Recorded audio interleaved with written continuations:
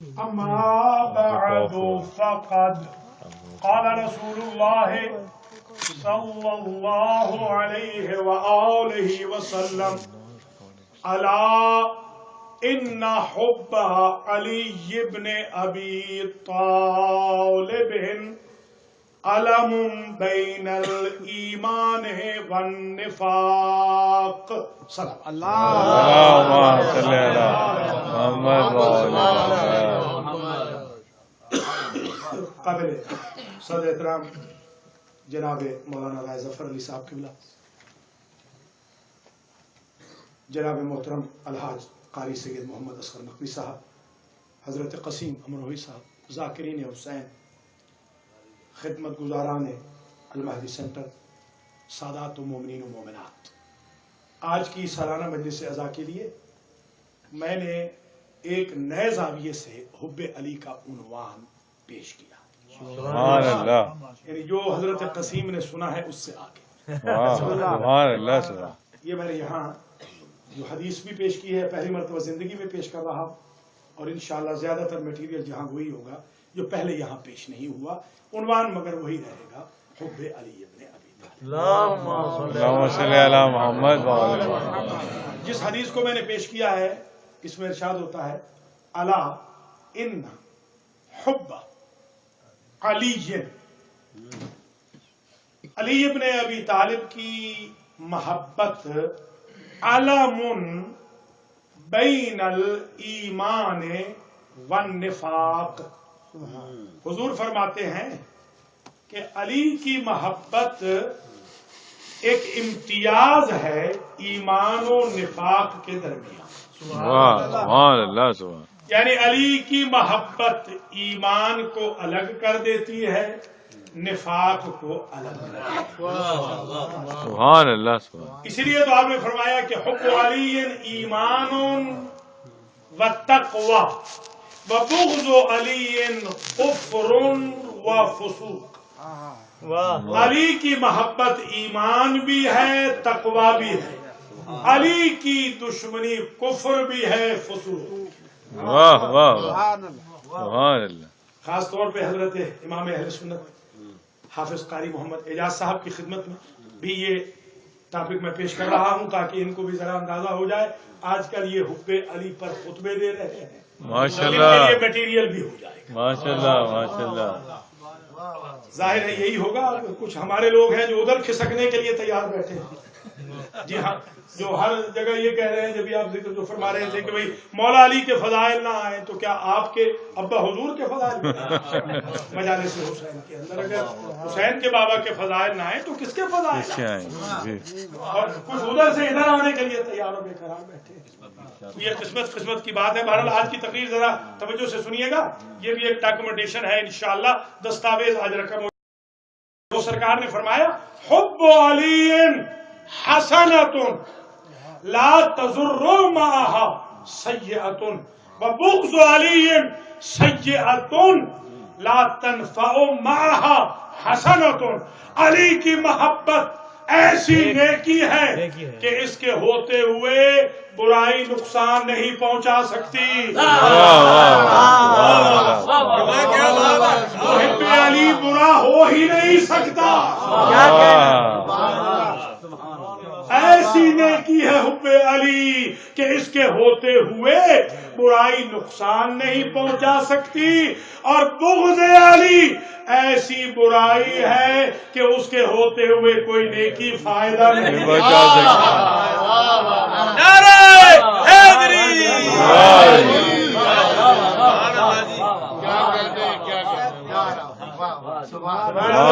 ہیں تبھی تو حضور نے یہ فرمایا علم ہے۔ علم کہتے ہیں پرچم کو، علم سمجھتے ہیں نا، علم ہوتا ہے پرچم۔ دوسرا معنی علم کا، ایک لفظ کے عربی میں 70 معنی ہوتے ہیں۔ علم کا ایک معنی جو ہوتا ہے پرچم، علم عباس یعنی پرچم عباس، علم الاسلام یعنی پرچم اسلام۔ علم کا ایک معنی ہے پرچم، اور علم کا دوسرا معنی ہے مائل سٹون، سمجھنے کی کوشش کرنا حضور کیا کہتے ہیں. حضور فرماتے ہیں علی کی محبت ایمان اور کفر میں ماپنے کا مائل سٹون ہے کہ ایمان کتنا دور ہے اور کفر کتنا دور ہے. سبحان اللہ سبحان اللہ. یہ حب علی سے آپ پہچانیں گے ایمان کتنا قریب ہے اور نفاق کتنا دور ہے. تبھی تو دوسرے خلیفہ، ذرا توجہ کیجئے، بلکہ پہلے خلیفہ کا قول پہلے ذرا سن لیجئے. وہ ارشاد فرماتے ہیں کنا نعرف المنافقین فی عہد رسول اللہ ببغضہم علیہ. رسول کے زمانے میں منافق کی پہچان کا پیمانہ بغض علی تھا. بغض علی سے ہم پہچانتے تھے کہ بندہ منافق ہے. ایسے تو نہیں صحابہ کرام نے صبح شام مدینہ میں نعرے لگائے ہیں. یہ خدا کی قسم کسی شیعہ کا نعرہ نہیں، یہ صحابہ کرام کے نعرے ہیں. حب علی رحمت اللہ، بغض علی لعنت اللہ.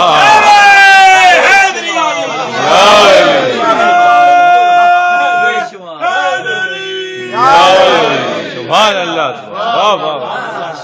واہ واہ واہ. من سر ان یمر، حدیث مکمل کر رہا ہوں جو عنوان میں پڑھی ہے، حدیث آگے بڑھ رہی. من سر ان یمر علی الصراط کالبرق الخاطف ویدخل الجنۃ بغیر حساب. اگر کوئی میرا امتی چاہے کہ پل صراط سے برق رفتاری سے گزر جائے، پل صراط سے جلدی برق کی طرح گزر جائے، اور اگر کوئی میرا امتی چاہے کہ اس کو جنت میں پہنچنے تک کوئی فرشتہ سوال ہی نہ کرے. اللہ اکبر. کچھ ملاحظہ کریں، بہت ڈرے ہوئے ہیں نا کہ کیا کریں گے. سوال و جواب بڑے سخت ہیں. منکر و نکیر سے لے کر رضوان بہشت اور دروغہ جہنم تک اتنے مشکل مراحل ہیں کہ ایک ایک مرحلے میں 1000 سال رکنا ہے.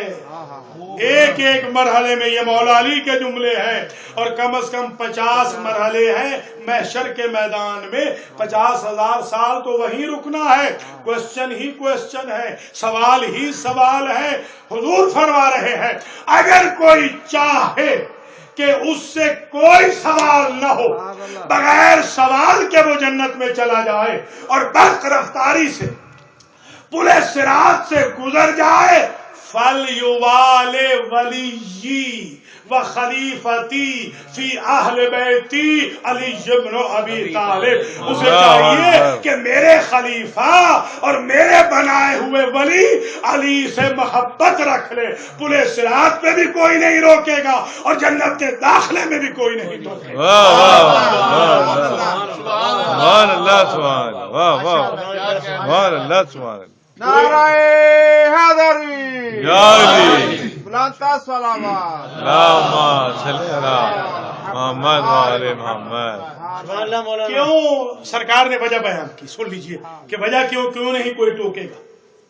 یہ غلط فہمی نہ ہو جائے کہ آدمی عمل چھوڑ دے، جیسے حضرت نے ابھی کہا. عمل تو کرنا ہے بھائی. عمل تو دلیل ہے وفا کی. محبت کا تقاضا ہی یہی ہے کہ عمل کرنا ہے. عمل تو کرنا ہے، یہ تقاضا محبت ہے، یہ ریکوائرمنٹ ہے محبت کی. مولا علی کی محبت کی ریکوائرمنٹ یہ ہے کہ ہم نے اس کشتی پہ سوار ہونا ہے جس کے ناخدا علی ہو، اس کشتی پہ نہیں جانا جس کے ناخدا علی کے دشمن. واہ واہ واہ. سبحان اللہ. فرما رہے ہیں حضرات. واہ واہ. ظاہر ہے کہ یہ مجلسیں اسی لیے تو قائم ہو رہی ہیں کہ کردار بھی بلند ہو، گفتار بھی پاک ہو، کریکٹر بلڈنگ بھی ہو، یہاں سے شرافت و دیانت کا درس ملے. فرش عزا سے اٹھنے والے کا کردار فرش عزا پہ نہ آنے والے کے کردار سے بہتر و برتر. واہ واہ واہ. کیا بات. اس لیے سرکار نے وجہ بیان کی کہ کیوں آخر میرے بھائی علی کی محبت کے بعد کیا ہاتھ میں آ جائے گا کہ آپ سے کوئی سوال ہی نہیں کرے گا. یہ عجیب ہے، ذرا غور سے سنیے گا، آپ سے کوئی سوال ہی نہیں کرے گا. ابھی ہمارے ایک دفعہ ہم بغیر پاسپورٹ کے، بغیر شناختی کارڈ کے چلے گئے اسلام آباد ایئرپورٹ پہ، اتر گئے. ابھی حج سے جو آ رہے تھے 3 مرتبہ اتر گئے. اب وہاں پتہ چلا کہ وہ تو دھر لیں گے، اس لیے کہ آپ کے پاس تو کچھ ہے ہی نہیں، کوئی پروف ہی نہیں. ہم نے صرف اتنا کہا کہ آپ کی جو گورنمنٹ کے CEO ہیں، آپ انہیں کال کر لیں، انہیں کال کر لیں. انہیں جب ہم نے یہ کہا تو انہوں نے فوراً ہمیں کہا ٹھیک ہے آپ کے لیے اجازت نہیں، اس لیے کہ آپ کی آئیڈینٹیفیکیشن ہمیں ادھر سے آ گئی ہے. ذرا سمجھے، مولا یہی فرما رہے ہیں، رسول یہی کہہ رہے ہیں کہ آپ کے پاس آئی ڈی اگر نبی ہو، اگر علی آئی ڈی دکھا دے. ذرا توجہ کیجیے گا، تبھی فرماتے ہیں کیوں؟ اس لیے کہ علی ابن ابی طالب باب اللہ والعروۃ الوثقی، اس لیے کہ علی ابن ابی طالب اللہ کا دروازہ ہے. جس دروازے سے گزر کے جنت میں جانا ہے اس کا نام ہی تو علی ہے.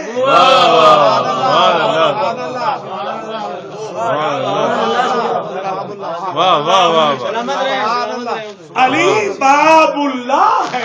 اب تک تو آپ نے القاب سنے تھے نا، اور کہ علی وجہ اللہ ہے، علی عین اللہ ہے، علی اذن اللہ ہے، علی وجہ اللہ ہے، علی ید اللہ ہے، علی جنب اللہ ہے، علی نفس اللہ ہے. آج آپ نے سن لیا علی باب اللہ.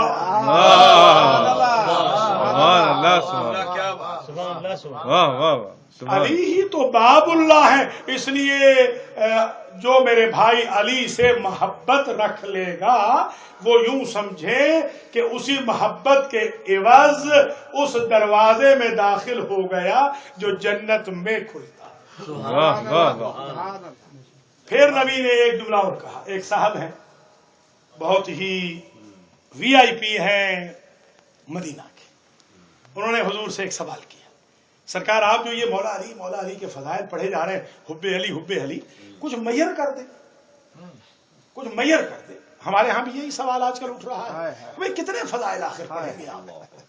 پہلی بات یہ ہے کہ آپ کو فضائل آتے ہی کتنے؟ آپ بتائیں نا کتنے فضائل آپ کو آتے ہیں. پہلے تو ہم آپ سے پوچھیں کہ آپ کو کتنے فضائل معلوم ہیں مولا علی کے، پھر تو آپ کہیں کہ کتنے پڑھے.